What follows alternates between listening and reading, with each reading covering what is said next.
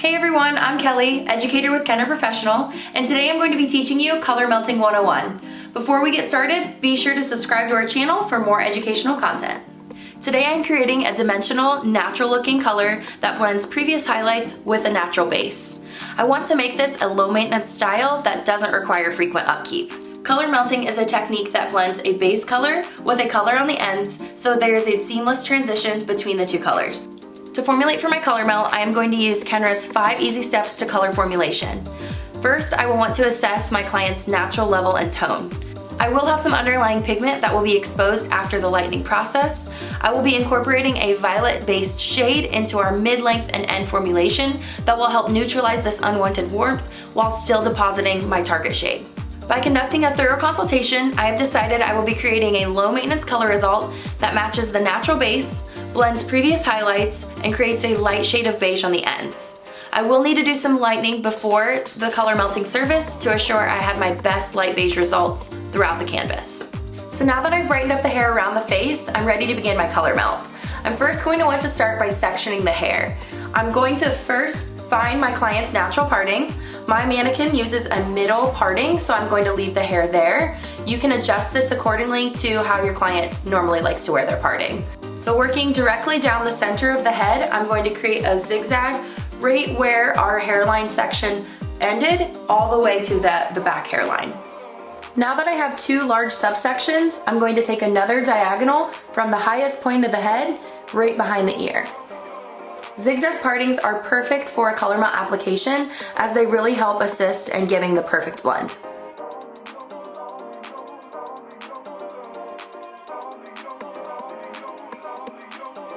For the base color formulation, I'm going to be using 1 ounce of 6B plus and 1 ounce of 10 volume developer. For the dimensional mid-length and end formula, I'm going to be using 1 ounce of 7B and 2 ounces of 9 volume activator. And lastly, for the light beige end formulation, I'm going to be using 1/3 of an ounce of 8VM and 2/3 of an ounce of 8B mixed with 2 ounces of 9 volume activator. The 8VM is going to assist in neutralizing any warmth that I have exposed when lifting or pre-lightening the hair. I'm going to begin my color melt application in the back right quadrant. So I'm first going to take my base color formulation and I'm going to bring this color down far enough to diffuse her previous highlights. I'm gently flicking the product down to diffuse it across those previous highlighted lines. Now I'm going to be taking my mid-length and end formulation and fully saturating those ends. To diffuse these 2 colors together, I'm going to take a wide tooth comb and comb through these colors just once or twice. And then I'm going to take my index finger and my middle finger right where the 2 colors come together and gently blend those. I'm going to grab my base color formulation and bring that down just right over her previous highlights. How far you drag your base color down is going to be dependent upon the look that your client is wanting to achieve. If you're wanting to go for more of an ombre effect, you can bring the base color down a little bit farther. If you keep the base color up a little bit higher, this is going to give more of a shadow rooted effect.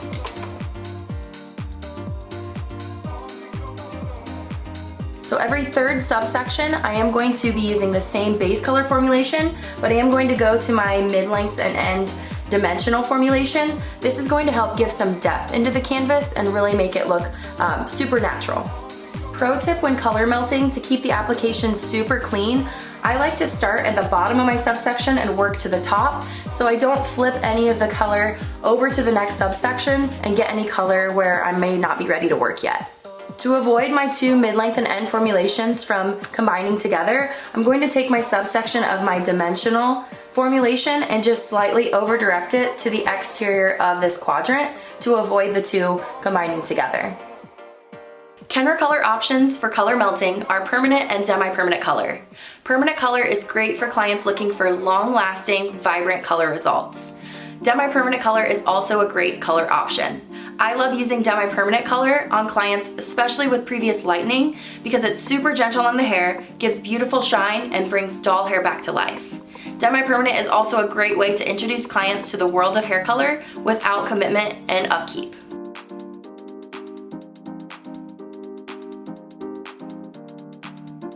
I'm going to repeat the same process on my back left quadrant. As I'm doing so, I'm going to want to try to line up my diagonal subsections with the ones on the right side that are already finished to make this look the most natural and the most cohesive.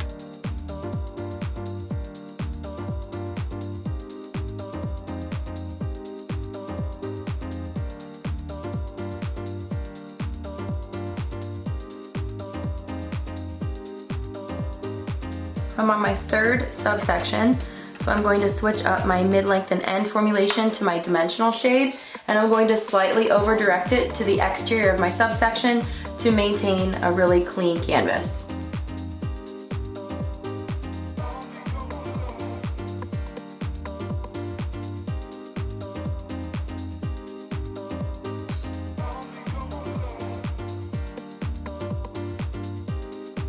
The combination of zigzag partings and diagonal subsections will give us the perfect blend in this color melt application.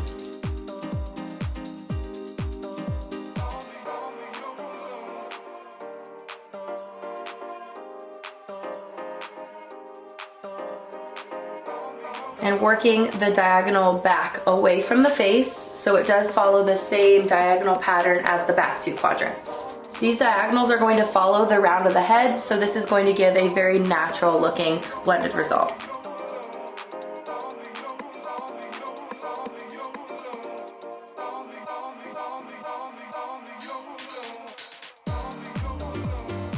I'm still adding my dimensional low light every third subsection.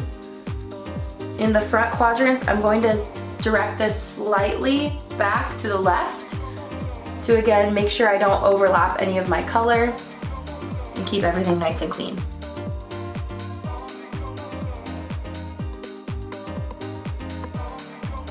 We have two more subsections. I'm going to do one more subsection of our low light and one more subsection directly on the top of this quadrant as our brighter formulation.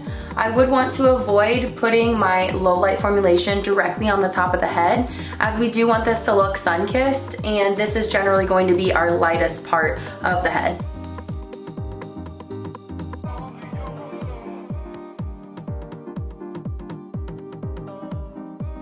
Now I have one more subsection on this quadrant, which again is going to be our lighter formulation.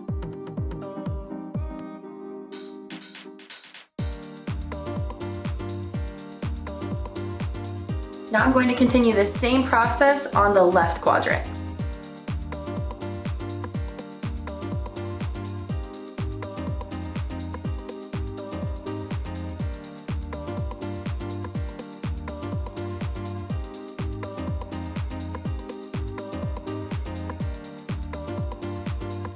So I'm going to begin working at the top of this subsection and taking very thin slices so I can make sure that I'm being extra cautious when tapping out this root.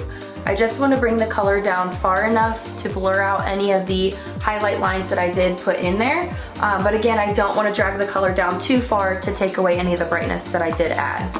It's important to take very fine sections here to have a lot of control as to where you put the product. This is exactly where your client sees all of their color directly in front of their face. So we want to take extra measures in making this very, very blended. Before I apply my mid-length and end formulation, I'm just going to go in with my wide tooth comb and slightly drag this formulation down.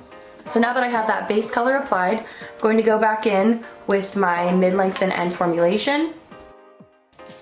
Going to direct this color as I'm painting away from the face because I don't want this color to get close to my client's skin. Now I'm going to do the same thing on the opposite side.